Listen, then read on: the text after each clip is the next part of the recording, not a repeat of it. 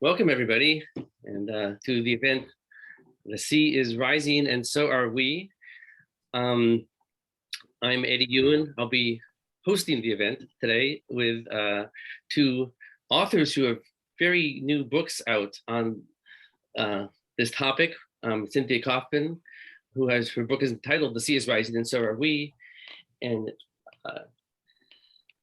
Jeremy Brecker, whose new book is Common Preservation in a Time of Mutual Destruction.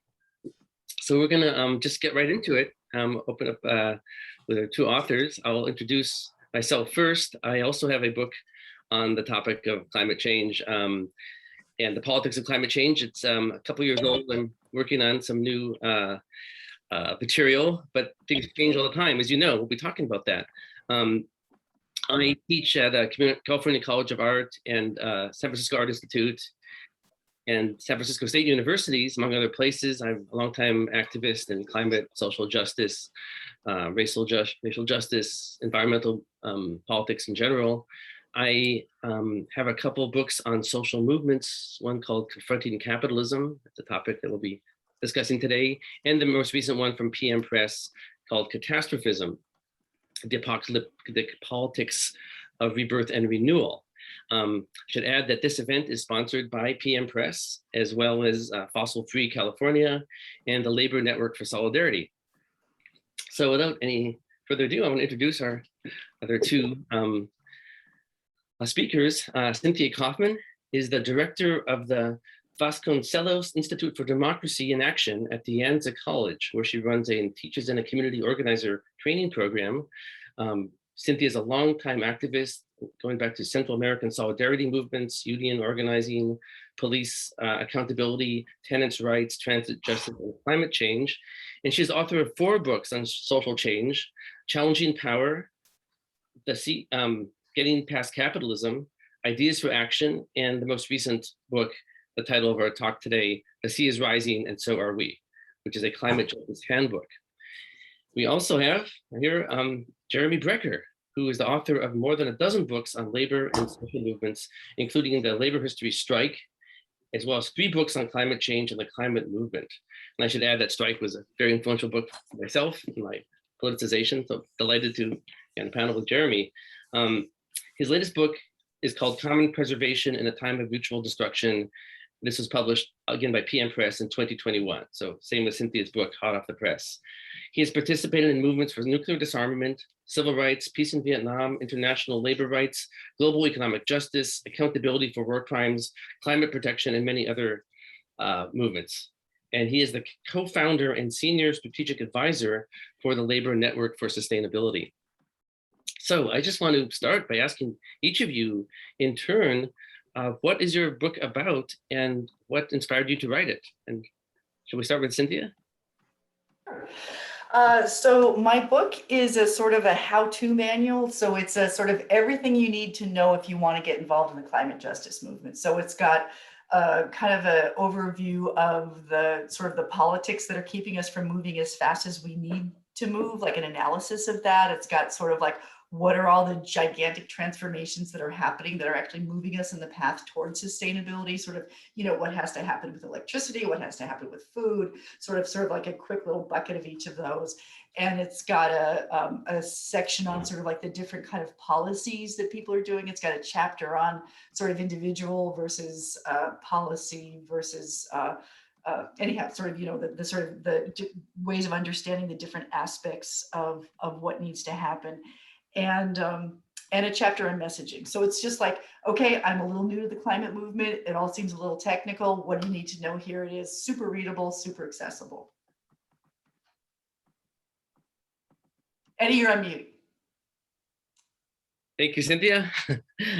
Jeremy.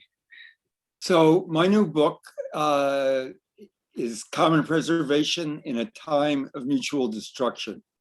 And I guess I should start by saying I'm a child of the original nuclear age. I was born about a year before Hiroshima. And so the kinds of threats that we feel of looming doom, that many of us feel from climate change are actually things that I've had to live with through my whole life from childhood. In my family kitchen, there was a poster, what to do in case of nuclear attack.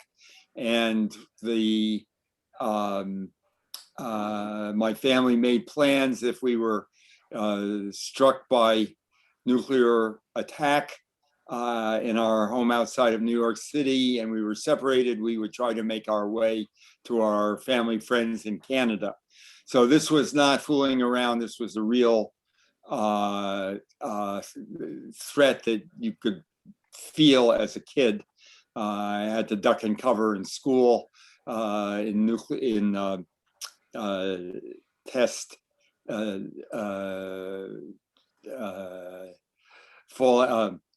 civil defense tests.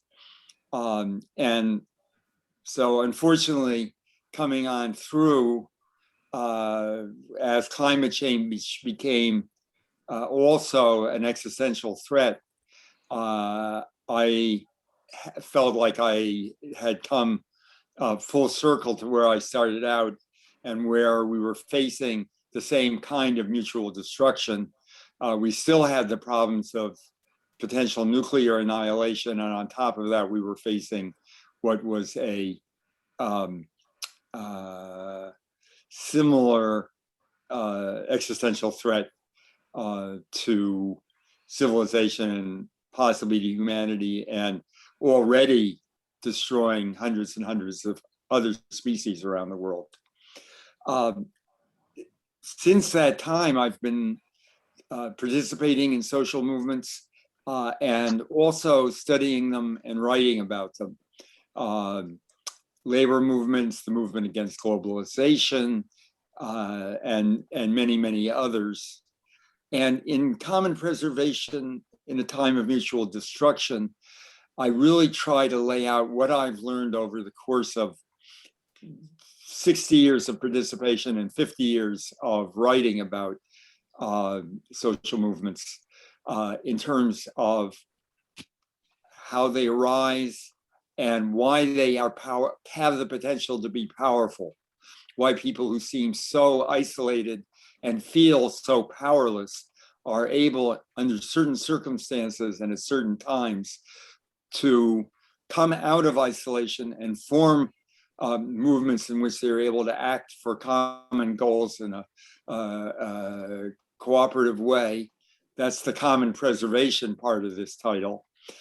And why people who feel so powerless are actually have what I call the power of the powerless, which is the fact that society depends on them, that the ruling class depends on them, that the bosses depend on them, the military depends on them, that the entire edifice of society depends on ordinary folks, the very same people who are being oppressed at work, the same people who are being threatened by climate change.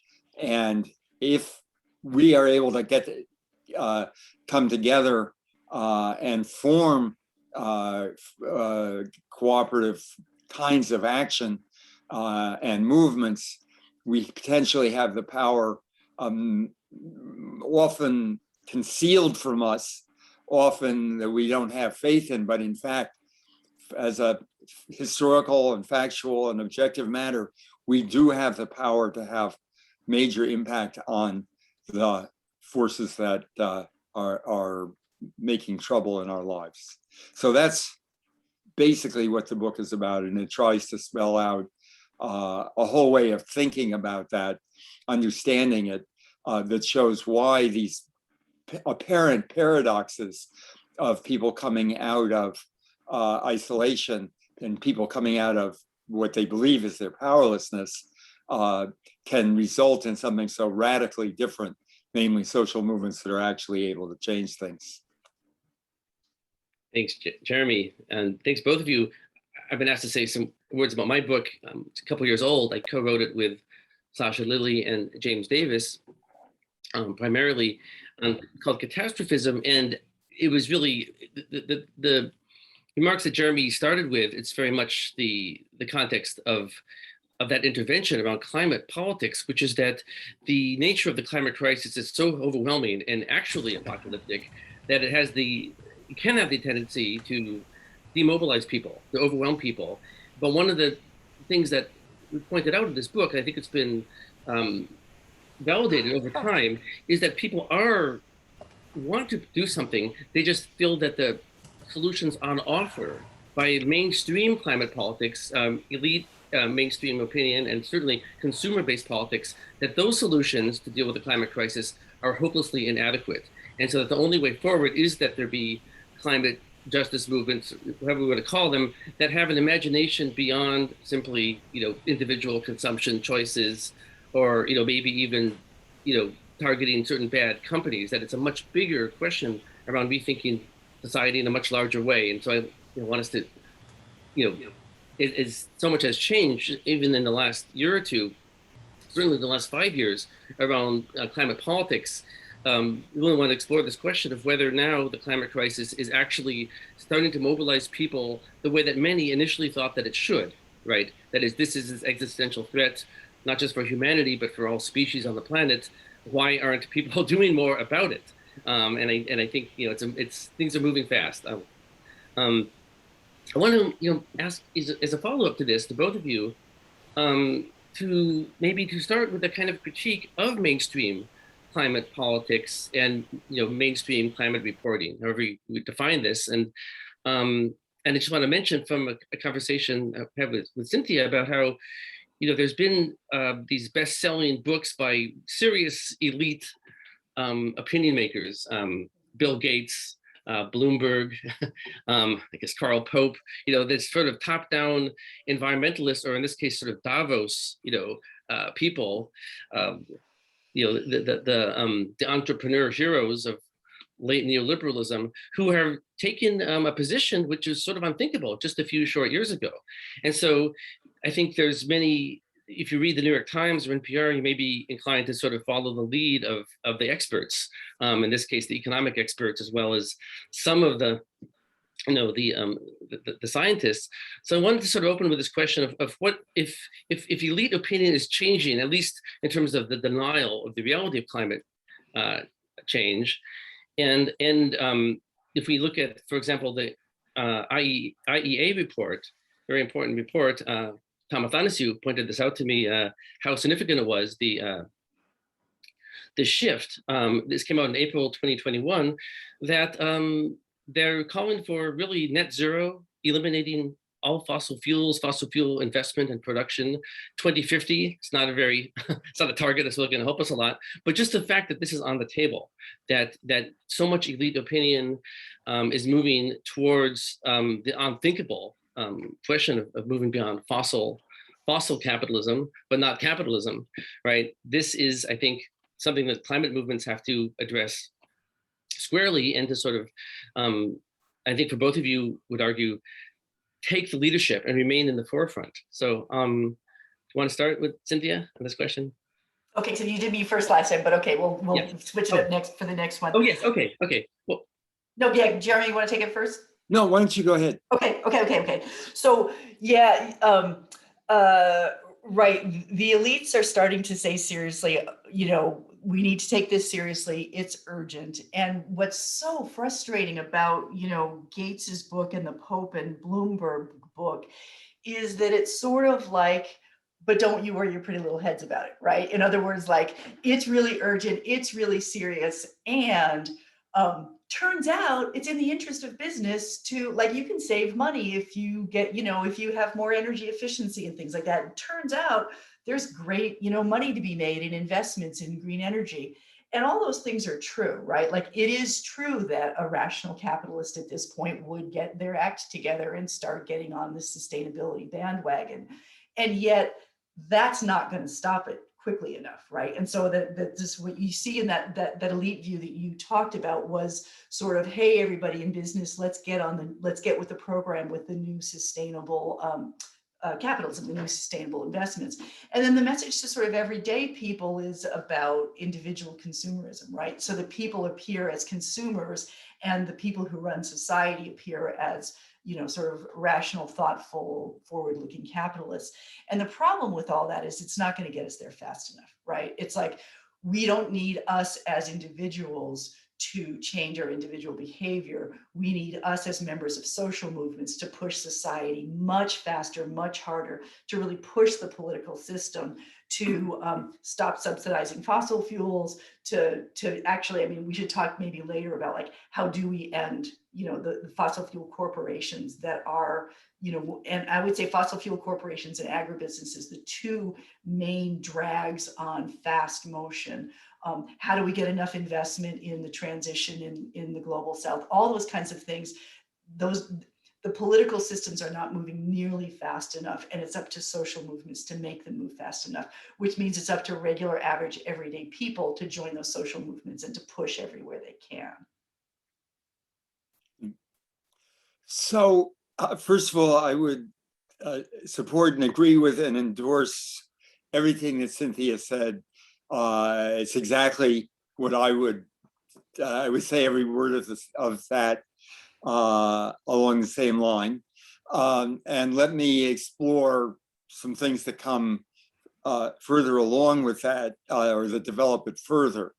And the first thing, I'm delighted that Eddie talked about the IEA report, the International Energy Agency report, which is extremely important because it represented the first statement. International Energy Agency is, it's not a UN agency, it's the agency that is the advisor for the richest and most powerful companies and fossil fuel corporations, that provides the most definitive research and policy guidance to the superpowers, the industrial countries, and to the fossil fuel industry. And its report laid out the necessity for going to net zero fossil fuel emissions by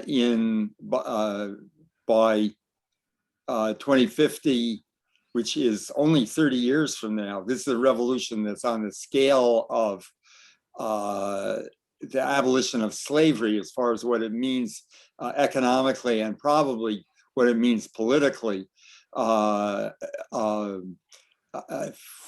actually do it. And they are saying it's necessary to do this within 30 years and to make a 50% reduction in about 15 years. So this is, it's very hard to think of what to compare it with. If you said we're going to eliminate cars and trucks in the United States over the next 10 years, it might be somewhat comparable in impact on life, on business, on corporations, and so on. So that's what they're advocating. But there's a very important piece that they're advocating, which I don't think, actually the climate movement, to my surprise, has not really taken account of how important it is, which is that they said all new permitting of fossil fuel infrastructure, all the pipelines, all the mines, all the gas and oil wells, all the power plants need to stop. There needs to be a complete freeze on new fossil fuel infrastructure this year. Right. And that only we're digging a hole, we're making ourselves deeper and deeper, and the first thing that has to happen is we have to stop doing that, stop the investment, stop the permitting, stop the development. So that is quite an extraordinary finding, and I think it's an illustration of how extreme the situation we're in is, because this is, I, like other people, was very, very surprised at the strength of the Biden administration's opening positions on climate protection policy, canceling the KXL pipeline, for example, and a number of other things too. But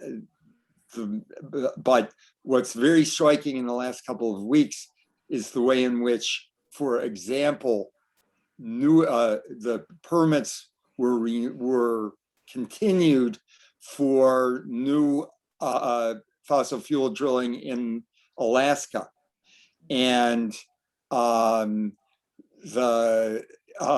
there's another, and I'm forgetting the details, another case where new fossil fuel infrastructure was being challenged, and they ruled that it would be, it was a Trump policy, and they ruled that it would be continued.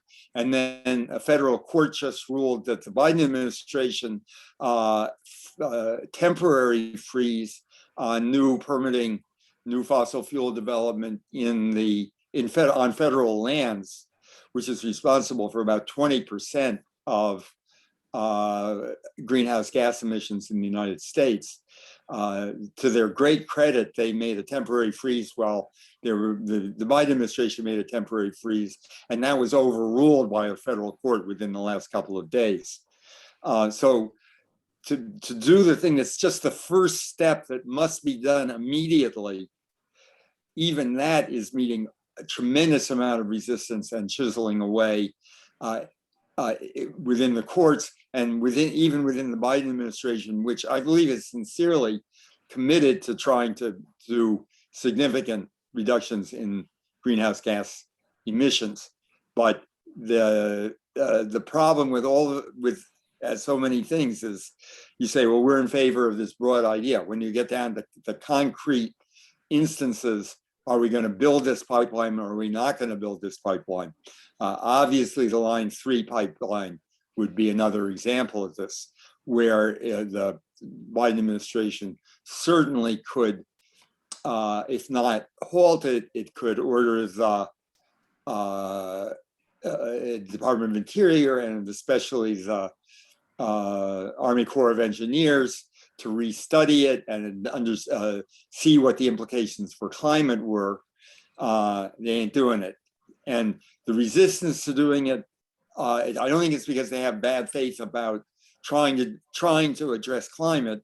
It's that the actual balance of power among the forces has the people on one side, and on the other side, it has the huge, gigantic, enormous power of the fossil fuel industry and its allies. And so the core dynamic is that the only power that's capable, and Cynthia's has already pointed this out, the only force that's going to be capable of challenging that is ordinary folks saying, we will not allow this to happen. And let me just make one other point in terms of where this goes, what that means.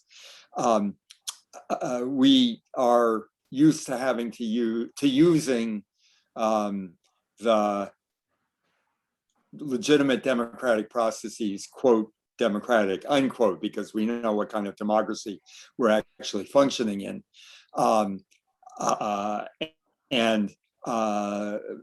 So if you want to change climate policy, you raise some money and hire a lobbyist to advocate for your position in Washington or in a state capital. You might even have a demonstration to show that there are a lot of people who support what it is you're arguing for. But in the actual balance of power, we're looking at a system in which they say it's not one person, one vote, it's $1, one vote. And nobody has more of those dollars than the fossil fuel industry. So I think we have to start saying that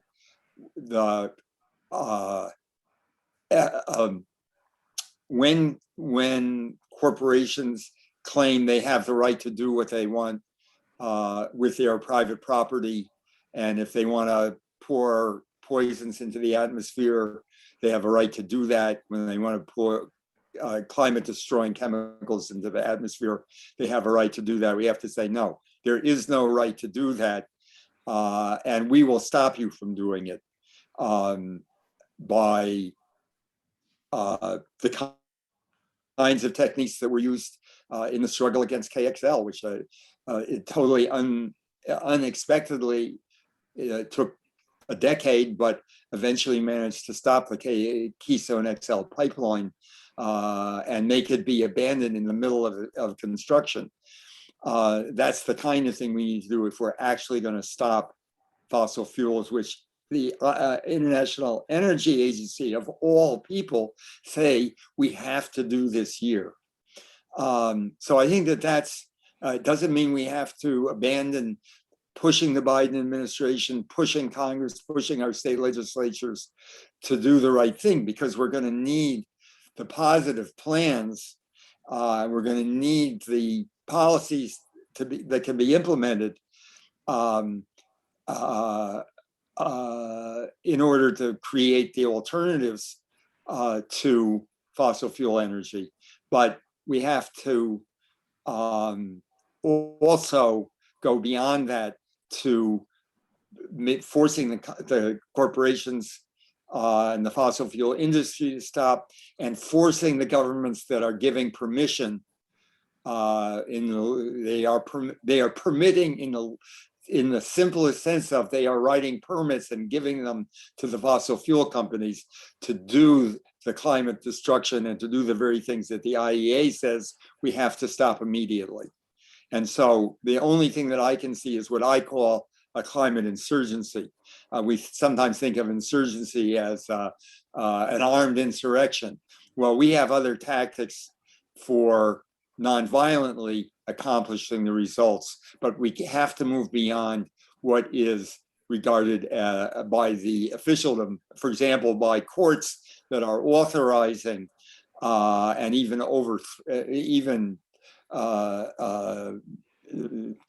refusing to limit climate protections.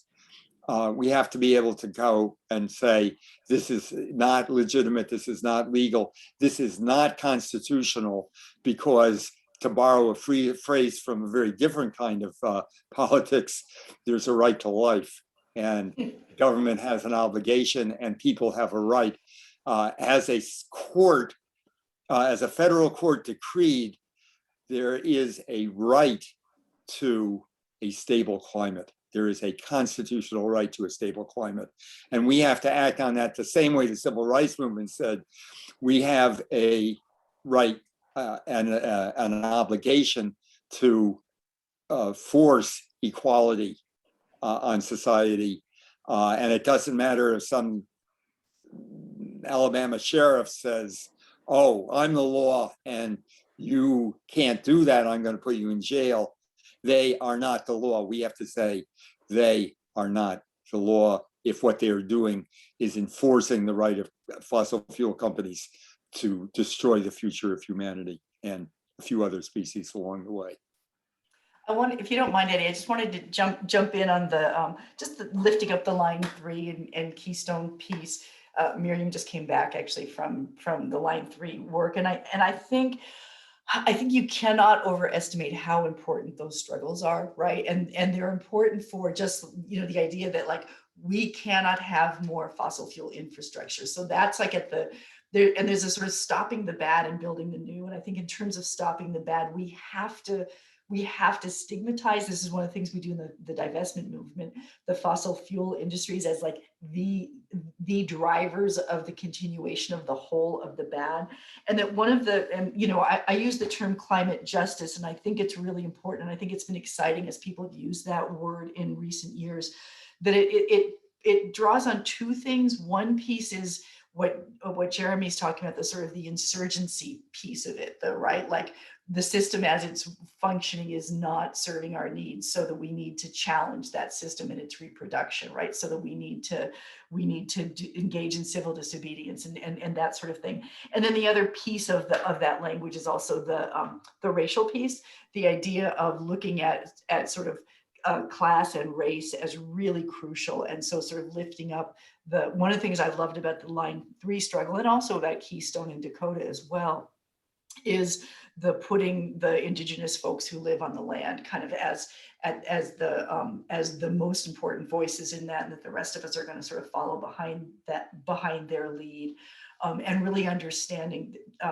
I mean, maybe we're going to get to this later, but I think that there's a way that environmentalism has historically been framed as, sort of white people and their consumer choices, as opposed to about it being about the fabric of our very existence, and the way the climate crisis is a threat multiplier for racial injustice, class injustice, even gender injustice. That there's a way that the climate crisis makes all those crises worse, and therefore makes the impact on people who are especially impacted especially important to look at, and that we need to sort of build a movement that really takes seriously the way the dominant messaging of the movement has been really problematic in terms of race and class.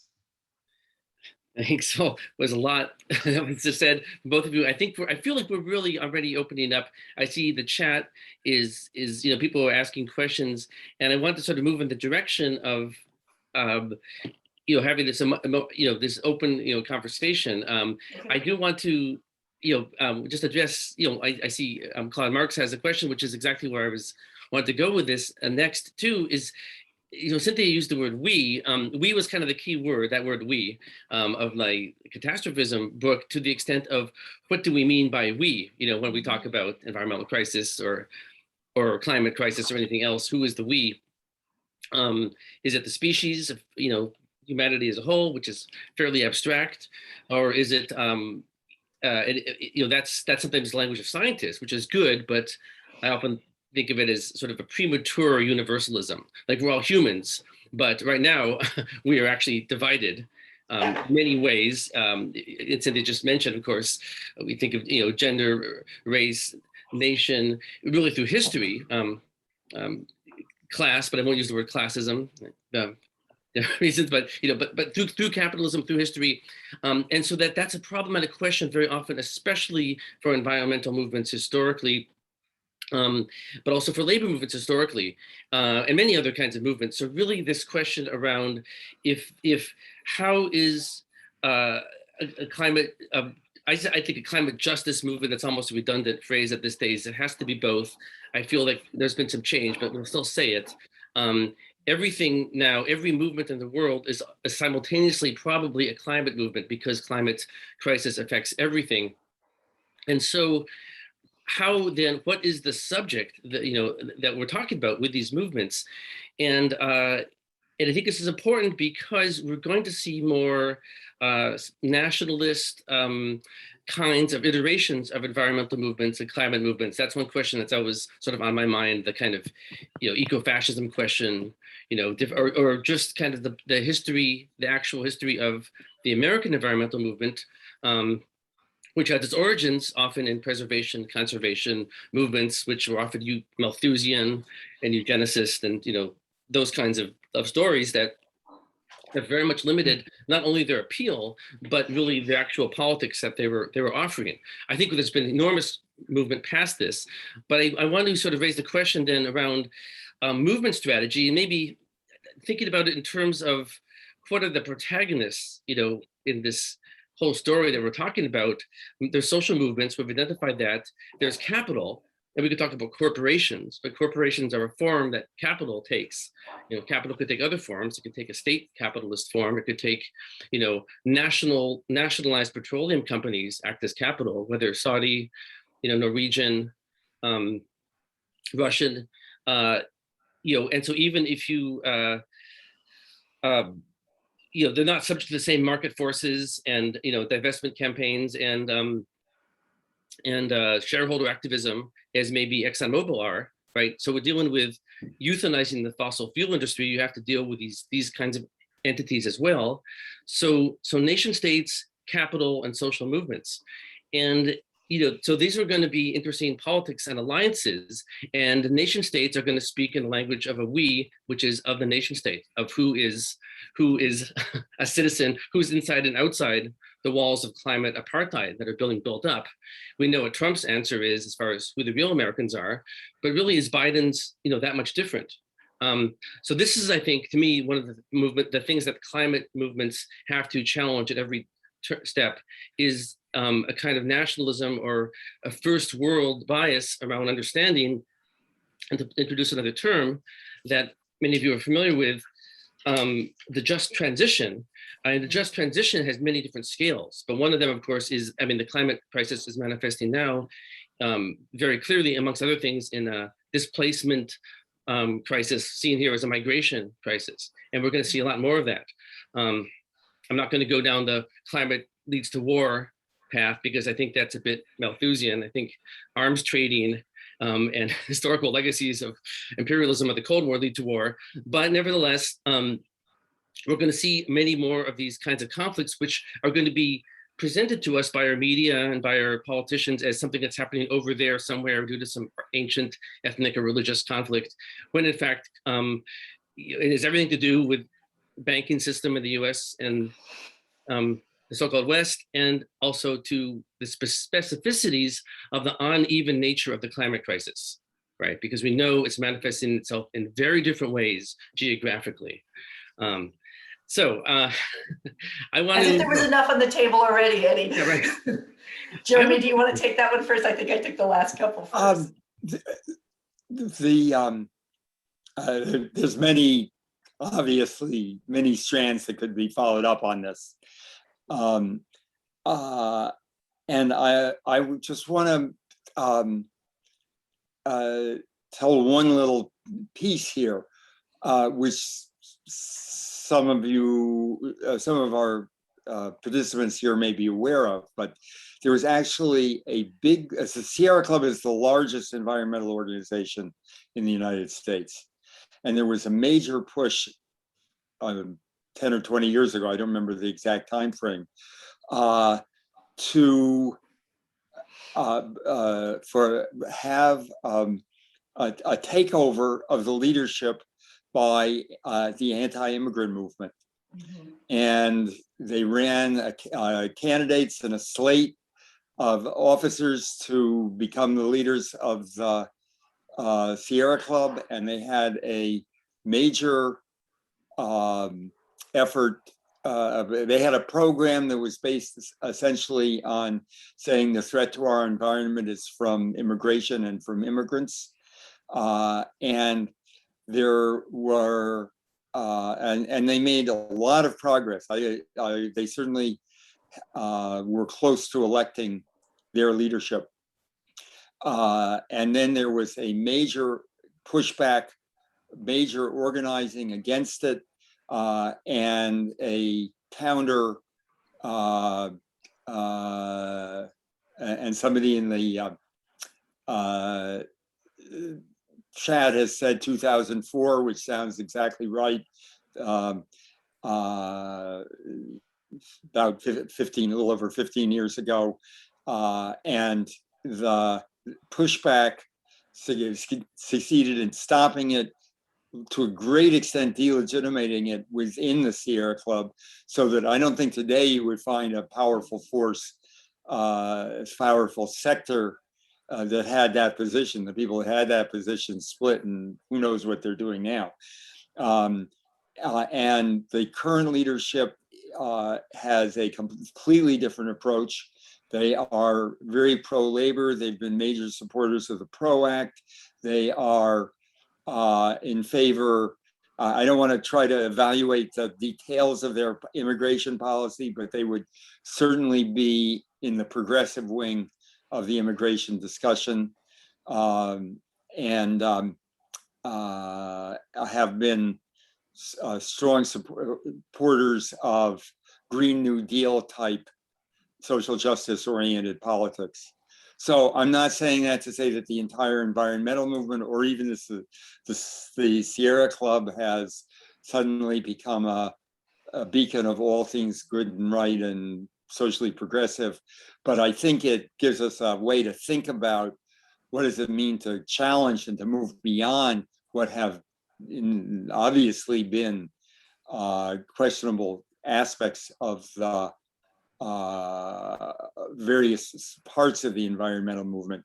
I should say they've also become very active supporters of Black Lives Matter and other racial justice programs. So again, none of this is to say that any, all of us can improve in various ways in our attitudes and approaches to this. That's not the point that I'm making. The point I'm making is we don't have to treat these as fixed, unchangeable things.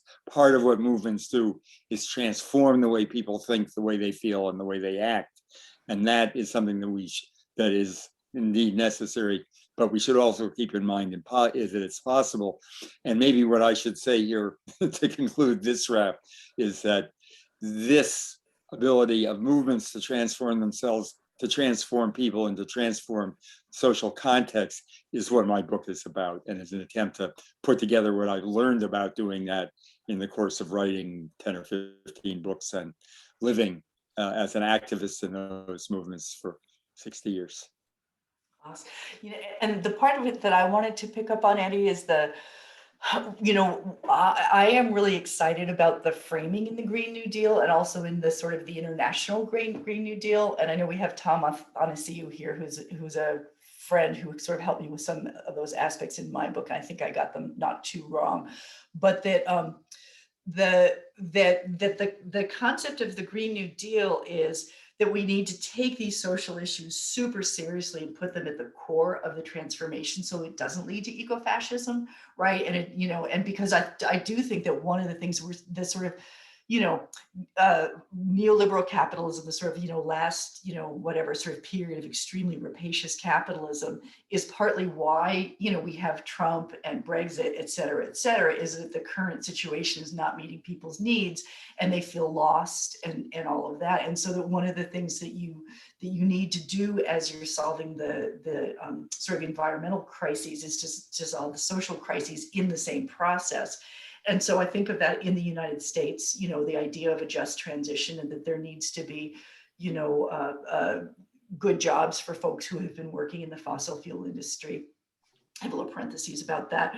So one of the ideas that people are talking about is having, nationalizing the fossil fuel industry and then putting those workers to work capping the wells, right? Because it's like that they're experts at that. And as long as the fossil fuel majors need to make a profit, they're going to continue to be sort of driving the problem.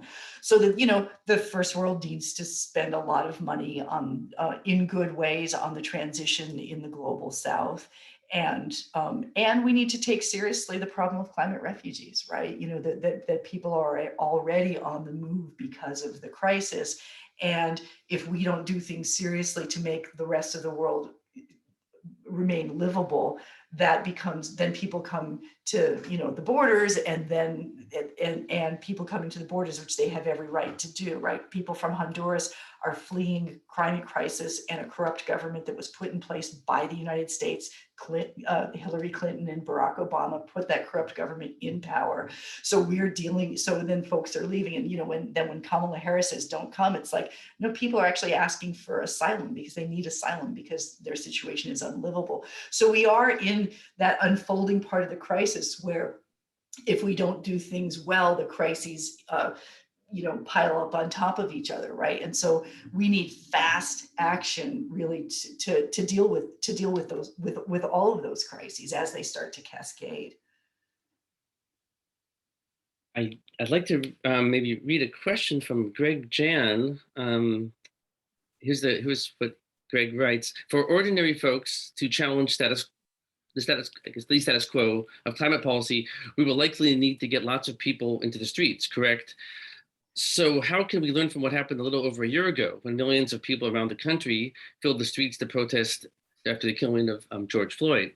Yeah. Great question. I mean, I think, because to me, I think of uprising, it's not something that's only, through organization. It's something that takes on a life of its own. In this case, sort of a cascading series of events, which actually spread really around the world.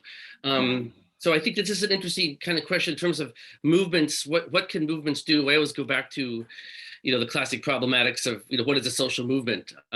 What can movements do? What can they not do? Movements and organizations are not the same thing. thinking of Francis Fox Piven. They can do different things.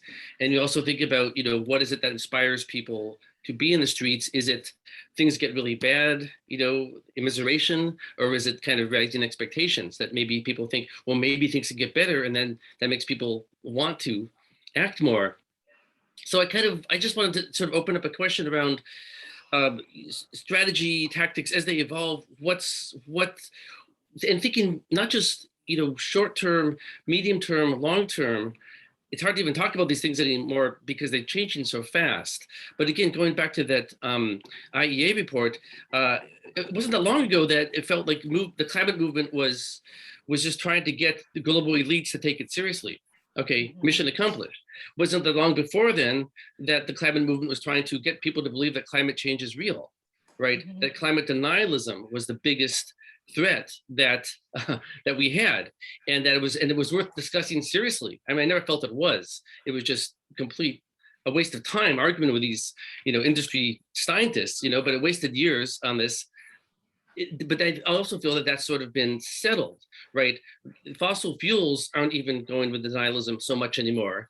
It's a much more insidious strategy. I think it's, what some scholars call the climate behemoth, or, some sort of new, I think, global climate apartheid, distribution of the But right, actually, the fossil fuel majors, their new line is like, oh, but if we were to go under, you'd turn the lights off in the global south. And so we need to keep going until the transition happens and things like that. And yet still, as they're slowing the transition, the line keeps changing. Part of what you're saying, Eddie, is, right, the situation is rapidly changing, right? That's a given because the situation is rapidly changing, right? That's just true. And and we can't fight yesterday's battles. Right. No, we need to constantly keep renegotiating where we are.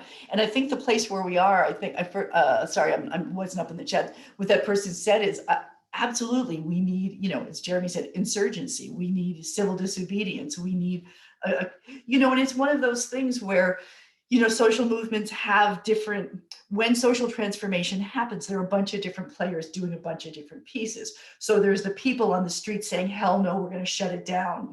There will be no more infrastructure. We're going to put our bodies on the line for that, which, is crucial. And it shifts the sense of the possible. And I do feel like that's partly what happened in response to the murder of George Floyd, is the sense of what's possible shifted as a result of that. So that, political scientists call it the Overton window, right? Like, what's politically possible? That shifts with insurgency and with sort of like outrage, we're not going to take it anymore kind of politics. And then there need to be those inside players who okay, therefore the law in California, we're going to try to change it so that we, and by the way, I don't know if people know, but in California, we've had a terrible year with respect to legislation. With a 2/3 Democratic majority, still we weren't able to pass anything that's going to, stop new drilling. Have it be that that fossil fuel extraction is not right in the, on top of playgrounds and schools. We haven't been able to achieve that in California with a 2/3 Democratic majority, because the fossil fuel industry is still that politically powerful, even in this very so-called progressive state. So that means that we need, again, the push and the fight on the streets, as well as the people who are doing the kind of wonky legislative work. We need all of that. I'm very glad and like to thank the person that brought up the global spread of the Black Lives Matter movement in the aftermath of the Floyd killing, because it's very germane to this. And this is what I've been, since the 80s, I've been writing about globalization and the globalization of social movements and how it happens. So it is a big part of the theme in common preservation. As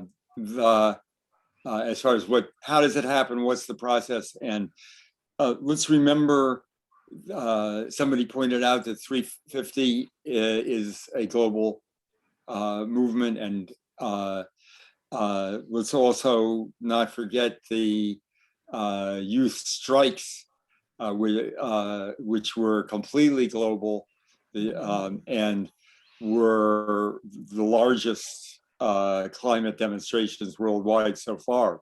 Got kind of hit a brick wall with COVID, but I think we'll see a revival of that in possibly in new forms. These things have to reinvent themselves as they go along. But I think we'll that would be another example. But I actually just wrote a piece where I made a list of a dozen or more social movements that had globalized historically that you could look at as examples of how a global movements and global struggles, global consciousness. The one that I came up in was the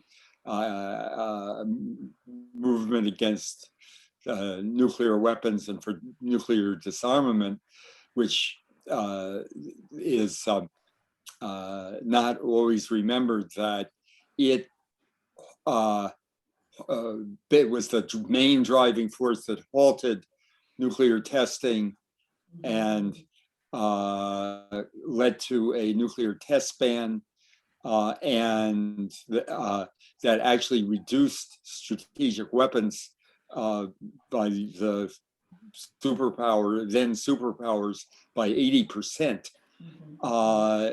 This was not good enough. It was not total abolition of nuclear weapons.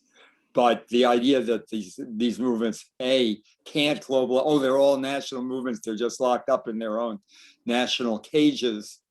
When you actually study social movements, you find their ability to transcend and cross and move beyond national boundaries is very, very extensive. The women's movement would be another powerful example. If you want to go back historically, the socialist movement, the abolitionist movement against slavery, and I can go on, and they're worth looking at and studying and learning from, because the process by which this happens, the process by which social movements develop and then are able to develop in new forms and cross existing boundaries, is crucial to understanding what we need to do today around climate and other issues. Great, and I wanted to, and just thinking about, I think this what happened last summer, the uprising, which is going to continue, with continued police murders and acquittals of cops. It's sort of this cycle that's going to keep on going. It may not take on that scale it took last summer, but I do feel that there's been a turning point. Discursively, this is one of the things I'd like to point out, how, again, we shift from, we had to debate climate denialism, we had to debate, how seriously to take it. Those things are shifting, capital is moving, national elites are moving. So the movement has to, do the same. I feel like with this current, since Ferguson, the movement against police violence, and I call it the continuous movement for Black liberation in this country, I feel like it is discursively moving forward, and also organizationally. I mean, not like formal organizations, but on the ground, right? People are doing things more effectively, and it's spreading more widely. But discursively, even when in Ferguson, there was still all the talk about, more body cameras, more sensitivity training, more implicit bias training for the police, the bad apples narrative. I mean, we're not done with that. But with George Floyd, definitely after year of this, it felt like there was a move past that. And we started to see the demand for defunding the police. And, really, I don't think it can be turned back in the same way, or having certain politicians coming along and saying, well, maybe, calm down, we need to let the process work. People just weren't having that. And I feel like there are the kinds of movements that we have to mark, and then to sort of see, there's going to be a pushback again. Right now, it's, we're seeing, again, especially from the Democratic Party, more of a push. Again, let's go back to normal, back to the, better training, all that sort of policing. And of course, this new crime panic and fear that we have. So, by analogy, I feel that, the movements with a climate, it's going to be this kind of upsurge, pushback. There's going to be, and of course, co-optation. Maybe this is something that we're very familiar with in social movements historically, that when we have any kind of victory, a provisional victory, whether it's at the discursive level or even at the policy level, it doesn't seem like it's coming from the pressure from below, which it often is, right? When elites move, they take all the credit for it. And because really, and this is, I think, the core of in my work, Cynthia's, all of our work is about social movements, is understanding the power that movements have that is unique, that's not conventional, and understanding that it's something that is threatening in and of itself, almost beyond the issues, right?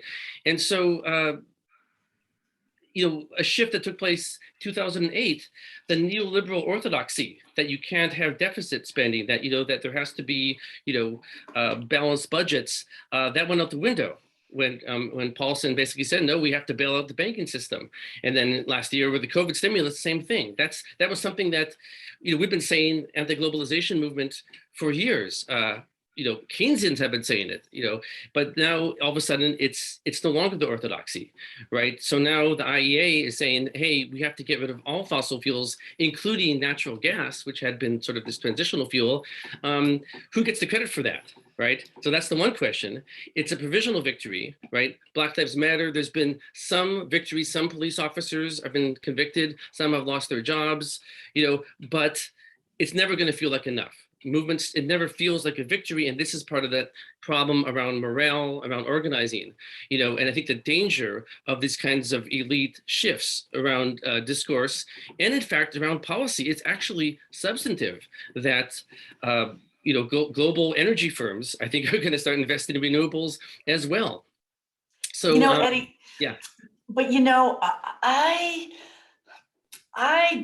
I agree with you that if we could get credit for it, it would be good for movements, right? I just finished my class last night and all my students were just like, oh my God, I've discovered the world of social movements and that people have power. And I thought only rich people and white people had power. And now I understand that that's not true. And we were all talking, and they were all talking about like how they just stumbled upon it because they happened to take somebody's class, right? But you know what? Like, we're not going to win that. We're just not going to win that. We're not going to get credit. So too bad. It would be nice if we could. That's what we have, why we write our books and we teach people like, no, all these good things happen because of social movements. Ain't got time for that. So but the discursive shift, so that's the part of your question that feels important to me, which is the shift towards the end of the era of fossil fuels, the end of the era of subsidized agribusiness and subsidized meat, right? The end of the, like, we are now at the end of that. And so that to me feels really important. And also what you're saying about, I think there have been some really big chips in, sort of like wins against the hegemony of neoliberalism. And I agree with you about that. And the idea that so much of kind of like mainstream dominant environmental thinking is about market-based solutions and those kinds of things.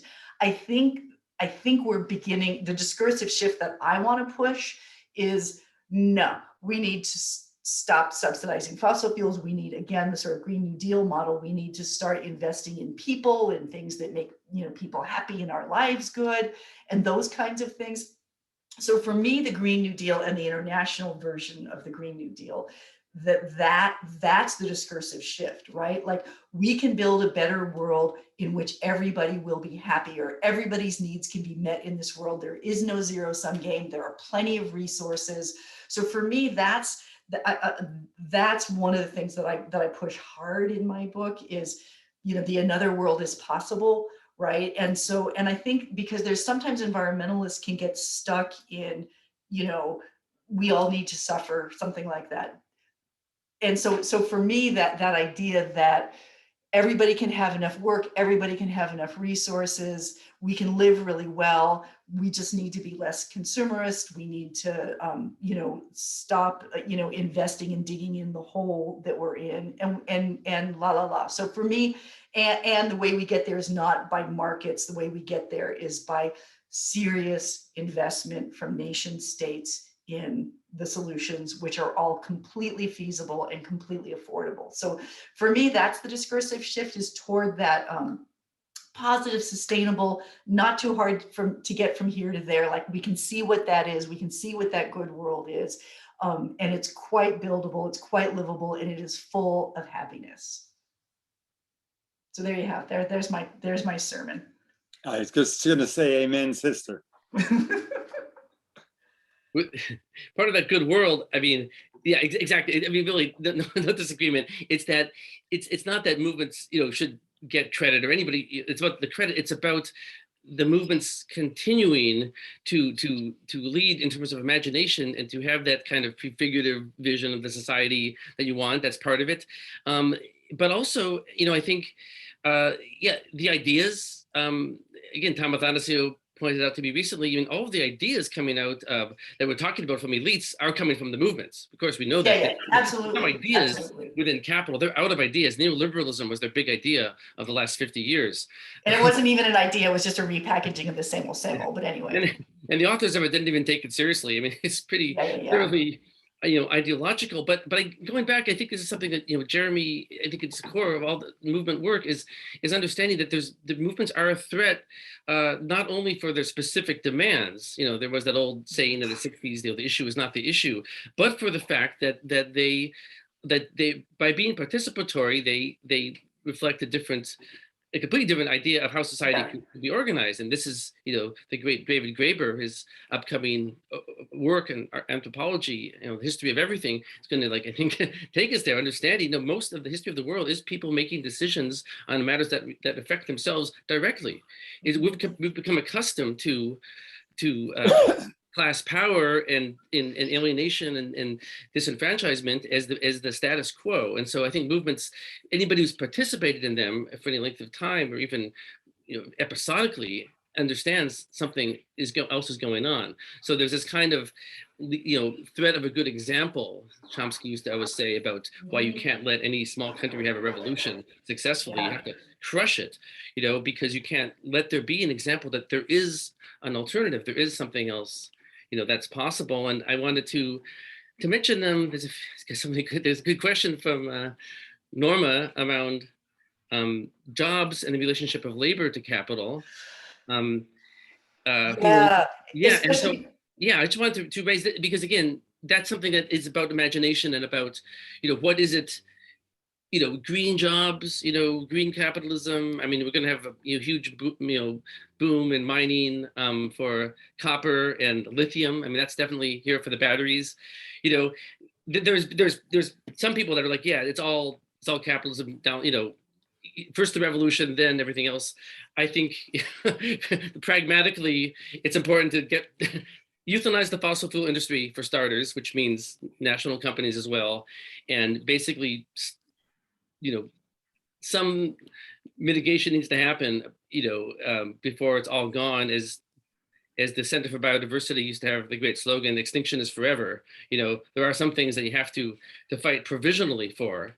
But I do feel that this question around, well, maybe you can open up this question around labor, jobs, and how the economy is organized. I think this is a big part of what a lot of climate movement is taking place in. So I'd like to throw that to Jeremy just in terms of your LNS work, because I think it's super important what you're doing there. Well, as I was just about to say, this is what I get up in the morning every day and do.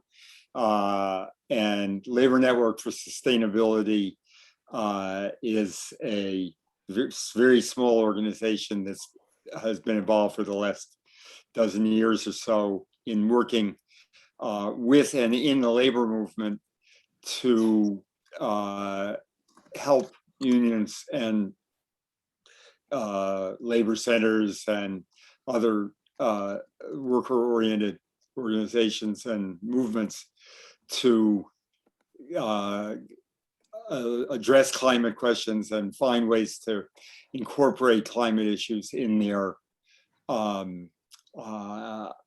programs and actions and organizing and in what they do.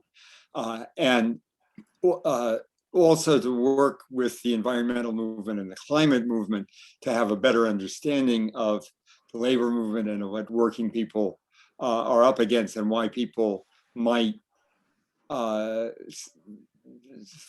and do say, yes, I'm concerned about climate change. You think I'm crazy, ignorant?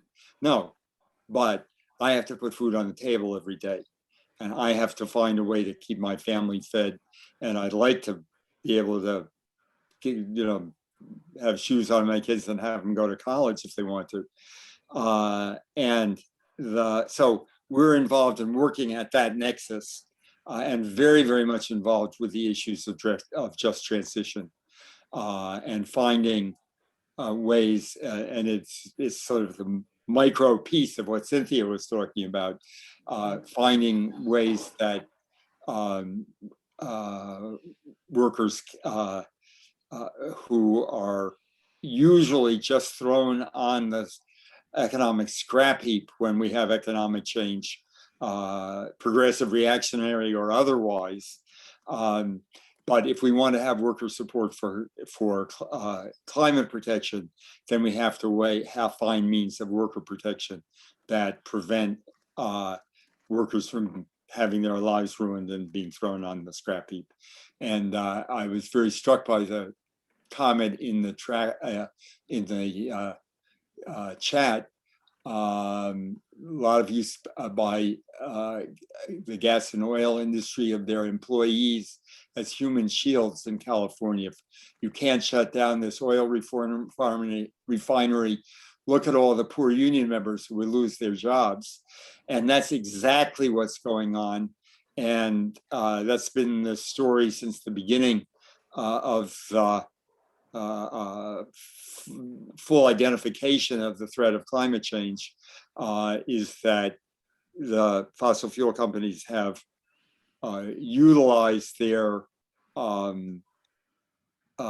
employees, as is so powerfully put here, as human shields, or you could also say as the poster children for the terrible things that the climate movement and the environmental movement are doing to harm the working class. And just to give you one piece of this, the American Petroleum Institute has been a significant funder of the American Building Trades, which is the subfederation of the construction unions, as well as the construction unions having been essentially bribed on the KXL pipeline by being given project labor agreements by companies that have shown no general interest in the well-being of their workers, but won the support of 4 major unions by offering project labor agreements on the pipelines. You'll find more details of all of that in my climate books. But this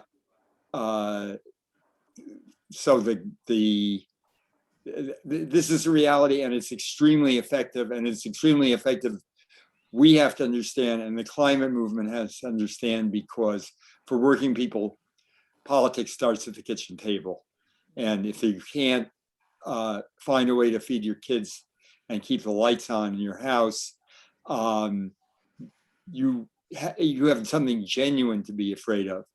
Now, we often say, and it's true, that green energy, the Green New Deal, climate protection policies produce far more jobs than they eliminate. But the problem we have to keep in mind is any job is important if it's your job. That this is a direct threat to millions of people, not to 20 or 30 or 40% of the workforce, but to nonetheless, millions of people are genuinely at risk from climate change policies if they don't do the things that are necessary to protect working people. And we'll often refer to under the term just transition. As I say, we just finished a just transition listening project where we interviewed something like 100 workers in all different industries and works in life about how they perceive the issues of threats to jobs and to community well-being, community tax bases, from climate policy and from climate change, and tried to make a vehicle for their views to be expressed in the broader discussion of these questions, and also a lot of effort to produce policies and the elements of legislation that are required to see that the burden of something that we all need, namely protecting the climate, doesn't manifest itself as destroying the lives of a sector of workers who just happen to end up in that industry. Cynthia, what requested that I see Tom Athanasiou was here. If we could ask him to chime in a bit on this question and a few others. Tom, are you out there?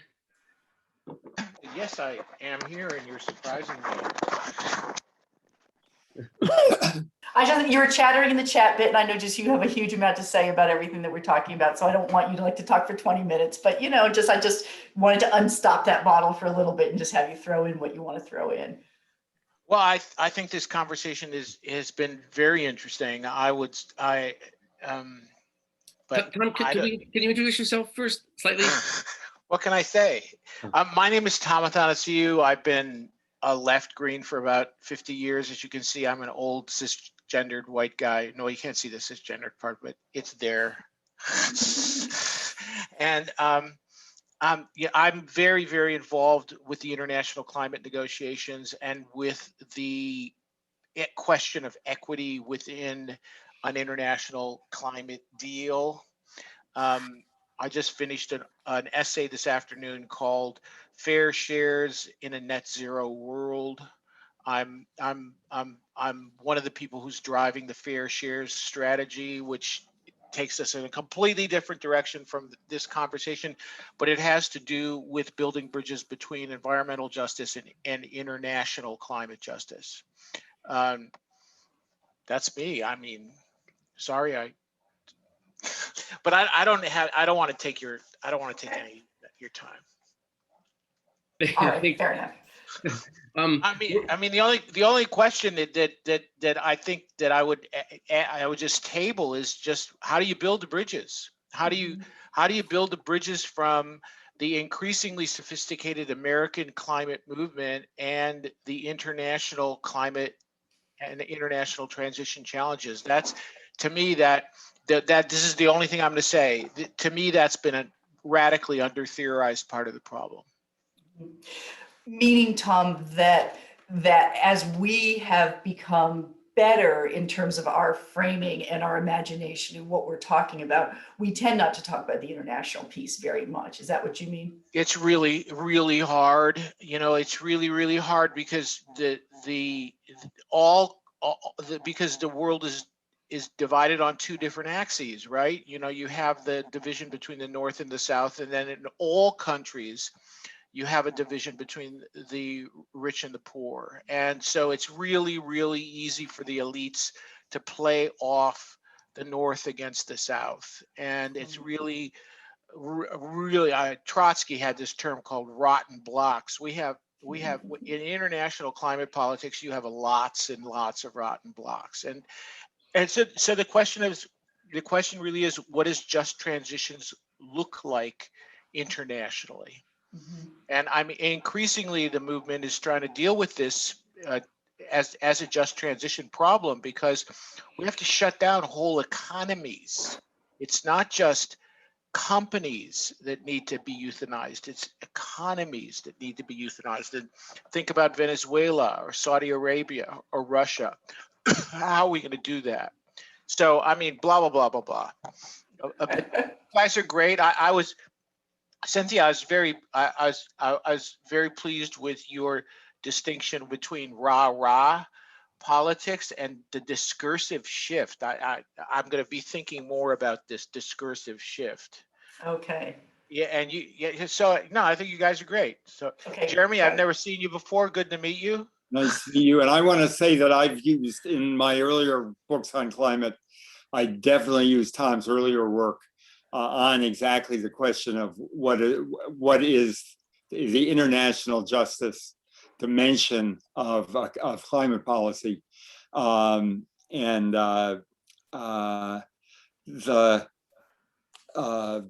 one thing I would say, following on from regarding the dealing with this is genuinely difficult for our politics in our country, which is pervaded in all ways by American exceptionalism. But I think that the line of it, let's say this, the line of attack that I follow is to say a global climate insurgency is the only way we're going to make it. That's the only way that we're going to be able to have a future for anybody. And so that's what we have to do. And therefore, we have to find the policies that will make that something that's viable for people in all the different parts of the world and different, both in different economic parts. And we have to have a overall, well, let's say a global Green New Deal that includes a approach to making creating the conditions where different kinds of countries can make the kinds of transitions that they have to make. It is interesting that at the time of the Great Recession crash, 2008 era, there was a brief period when many of the governments of the world, and the International Monetary Fund and the other big guys said, well, we've got to have trillions and trillions of dollars of deficit spending. We have to do it globally. And how can we do it better than spending it on climate change? And so there was actually an international Green New Deal movement, both popular and elite at that time, which had a strategy that was based on the idea that we would have huge amounts of money globally spent primarily for poor countries for the things that were necessary for climate protection. It lasted about a year. It didn't stick. And then we all of a sudden got austerity all over again, and complete backing away from that. But but I think it shows one little piece of what a course in that direction would look like. Not necessarily the elite leadership part, but the idea of creating a global economic context that would then make it possible for Venezuela, dependent on exporting oil, to reorganize and renegotiate its internal economic structure in a way that would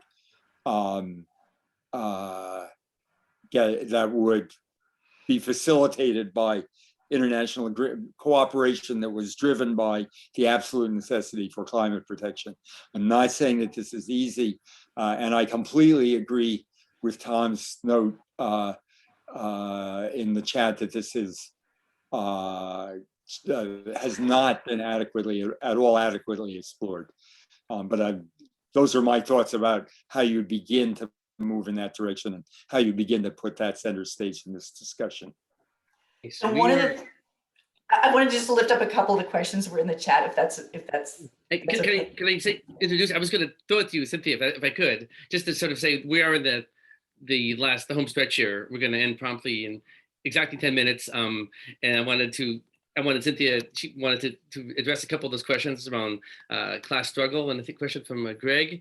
My last words, I wanted maybe to address, I think Norma's question around the global insurgency. Yes, I agree. I think there is a global insurgency already, but climate movements won't necessarily fly the flag of climate. You know, even Standing Rock, it was like sovereignty as much as climate, right? Or maybe more so. And I think historically environmental movements, have retroactively can be called environmental. So I just wanted to put that out there that when we talk about these insurgencies and the movements, it won't necessarily arrive as expected or, with the same history as the US climate movement. That I think that is part of international solidarity. And that's part of the one no, many yeses that the Zapatistas invited us to pay attention to. We are inclined to discredit the communist struggles that go on. Yes. Okay, this was the part that I wanted. We judge them as not enough or not being done right, which is totally the wrong way to look at them. And Cynthia, I want you to take it home. That's why I interrupted you. Right, so Words. The capitalism piece. So yeah, that I have a book called Getting Past Capitalism, and the idea is that a lot of times those of us who are anti-capitalist have historically had a limited imagination and thought of we were doing sort of in an all or nothing kind of a way. And I want to say that, and Eddie, you said a little bit about it of like, do we get rid of capitalism? Capitalism is what is keeping us from getting to the solutions in the time we need. But we don't have time to say, let's get rid of capitalism and then solve the climate crisis. But I do believe that those of us who understand the capitalist drivers of the problem are very well positioned to understand the ways we need to fight against those things, right? And it does, if that makes sense. And so in other words, that what we need to do is understand the ways capital, and especially these particular sets of corporations, control our political systems, and we need to fight against that, and so somebody said something about a class struggle, and Greg had said something that I thought was good about, I had said, look, we need to fight against, the control the billionaires have, and we need those resources. It's true. So at this point, we need to fight tremendously against global inequality, right? We need to tax the rich tremendously. And that's, what class struggle means, is that sort of like the fight over who gets to control these resources. And we need to have it that finance capital isn't controlling our system. So I feel like it's really important for those of us on the sort of left part of the climate justice movement to be very clear about what we're fighting against, to be very clear about what we're fighting for, and to be amplifying all those movements so that we don't get sort of stuck in, I don't know, sort of like, well, but, because capitalism is so terrible, we need to solve that first. It's like, no, we solve the problem with capitalism through, we make progress on the fight against capitalism through fighting for climate justice. Yeah, that's all I wanted to say. Fantastic. Well, and Jeremy, I'll let you have then the last words. And I just want to thank all of you for being here on behalf of PM Press and Fossil Fuel California, Labor Network for Sustainability. And thanks for everyone. And Jeremy, we've got 5 minutes. You want to say hopefully I can be briefer than that. Do you know that you can't, the chat will close with the closing of this screen. If you want to copy it, you can run your cursor over it and copy it and put it on your document on your computer. Thanks. I think, central to my thinking is the idea of development, but you don't primarily have dichotomous choices where you can say, oh, we'll have capitalism or we'll have socialism, or we'll have revolution, or we'll be stuck in the same system that we've always had.